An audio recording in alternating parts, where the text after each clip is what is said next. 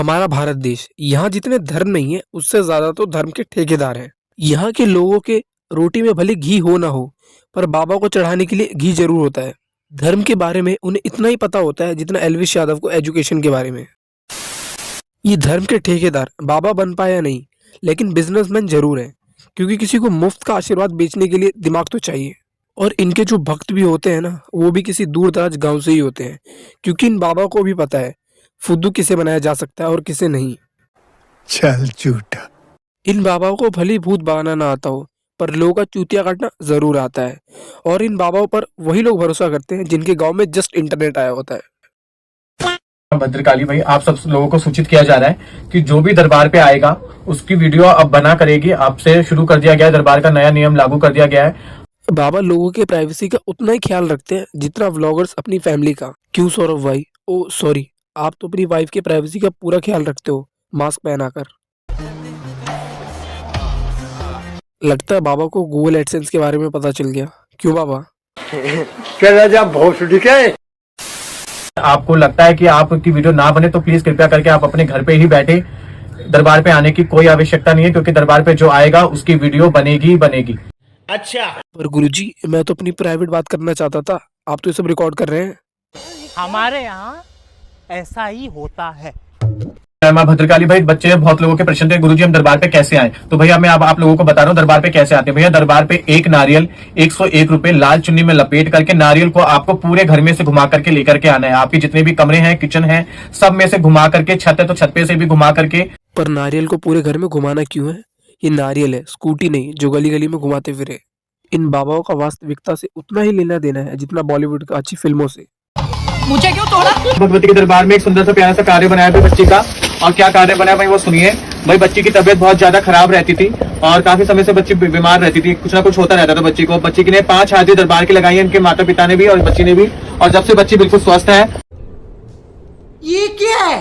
हाँ, मैं भी वही सोच रहा हूँ, ये क्या है? मेरे मतलब क्यों है? जो उसके परिवार ने हॉस्पिटल की हाजिरी लगाई उसका क्या? अरे डॉक्टर ने थोड़ी कुछ किया है, बाबा ने बस 2 मंत्र पढ़े और लड़की की तबीयत सही। वैसे बाबा आप कोरोना के वक्त कहाँ थे? क्योंकि हमारे जो साइंटिस्ट ने अपनी गांड घिस घिस के कोरोना वायरस की वैक्सीन बना रहे थे, उस वक्त बस आप अपने 2 मंत्र पढ़ देते ना तो सब कुछ सही हो जाता। ऐसे भी उठा रखे है ना आपने, और आपका जो है काम बंदिश में आ रहा है बेटे, बांध रखा है काम। अच्छा हाँ, लक्ष्मी बंधन हो रखा है, उसकी वजह से पैसे रुक रहे हैं और काम जो है डाउन पे डाउन जा रहा है। मतलब कुछ दिन तो सही चलता है तो उसके बाद फिर वापस डाउन पे आ जाता है आपका। आपका स्वास्थ्य भी सही नहीं रहता है, ये चीज में शरीर के अंदर आलकस बना रहता है और भारीपन रहता है शरीर के ऊपर आपके।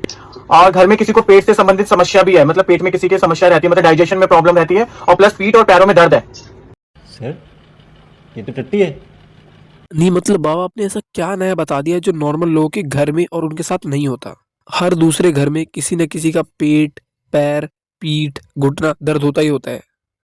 दीपक पूरी आयु जीना चाहिए। 11 साल बोला किसी ने, कई होने 11 साल तक जिएगा। अरे पूरा जीना चाहिए, और 11वीं में लगा पूरी 12 साल दबा दो उसके ऊपर और खूब जीना चाहिए। जा 12 साल का हो जाएगा तो प्रसाद बांटने आना यहाँ पे, जाओ चलो। ये कौन चमन चूतिया है जो कह रहा है कि ये सिर्फ 11 साल जिएगा और बाबा ने इसकी उम्र बढ़ा दी? बाबा अपनी दाढ़ी नहीं बढ़ा पा रहे, इसकी उम्र के घंटा बढ़ाएंगे। कि मेरे पर्स में अपने आप 21,000 रुपया आ गया। कुछ भी। बाबा जरा मुझे भी कुछ पैसे दे दो, मेरा भी भला हो जाएगा। अच्छा बाबा एक काम करो, हमारे देश की इकोनॉमी बढ़ाने में थोड़ी मदद ही कर दो, सरकार को 10-15 करोड़ देके। घंटा। प्रणाम, मैं डॉक्टर ममता जायसवाल रायपुर से। Wait a minute. इन बाबाओं के पास डॉक्टर जैसे लोग कैसे आने लग गए? अभी हफ्ते दिन पहले की बात है, मैं इवनिंग ड्यूटी करके आई 9:30 बजे रात को। फिर मैं आराम से सोई और फिर सुबह के 5 बजे के आसपास मुझे अचानक से सीने में बहुत ज्यादा दर्द होने लगा। मुझे ऐसे लगा मानो कोई 10 से 20 किलो का वजन ना मेरे सीने पे रख दिया हो, ऐसा लग रहा था। और मुझे बहुत ज्यादा सांस लेने में भी दिक्कत होने लगी। फिर मैं उठी और गुरुदेव के प्रतिमा को प्रणाम की और वहां से यहाँ से जो अभिमंत्रित अगरबत्ती है उसकी विभूति को वहां पर लगाई और फिर वो 5 मिनट में ही मुझे आराम मिल गया। कोई सेंस है इस बात की? या तो ये डॉक्टर नहीं है, और अगर ये सच में डॉक्टर है तो मैं बोलूंगा दीदी एक काम करो, दोबारा MBBS कंप्लीट करो, क्योंकि ऐसी बात तो कोई भी डॉक्टर नहीं बोलेगा। मतलब हमारी सारी मेडिकल साइंस फेल है। बस तुम एक काम करो, बाबा की विभूति लगा लो, बस तुम्हारा काम हो गया। क्योंकि मंदिर बन रहा है ना तो बाबा का आदेश अभी नहीं पहनना। लो भाई वीडियो बनाओ। ऑरेंज है या ब्लू है? मुझे क्या पता।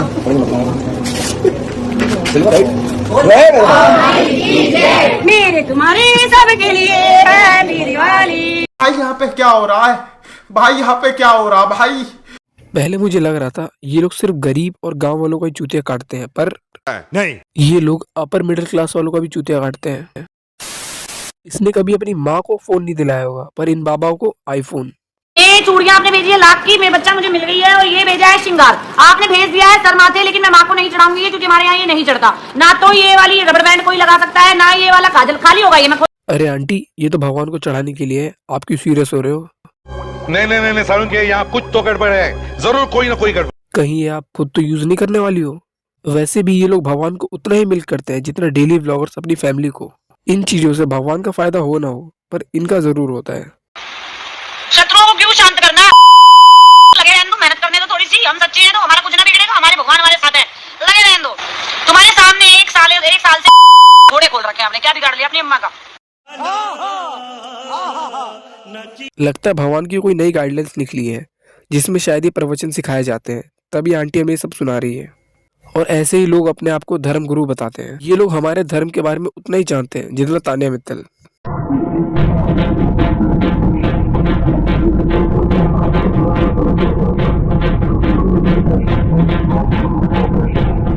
एक और धर्मगुरु, ये बंदा ऐसा दिखाता है कि इसके अंदर हनुमान जी का वास है।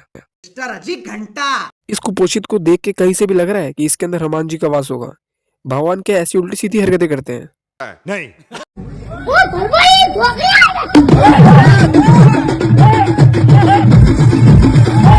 इस बच्चे को तो पता भी नहीं ये कर क्या रहा है। इसे इस चीज का 10-15 साल बाद रिग्रेट होगा कि ये कर क्या रहा है। और तुम्हें कहीं रिग्रेट ना हो, इसलिए सब्सक्राइब कर लो ऐसी वीडियोस के लिए। और अगर वीडियो अच्छी लगी हो तो लाइक और सब्सक्राइब हो जाना चाहिए।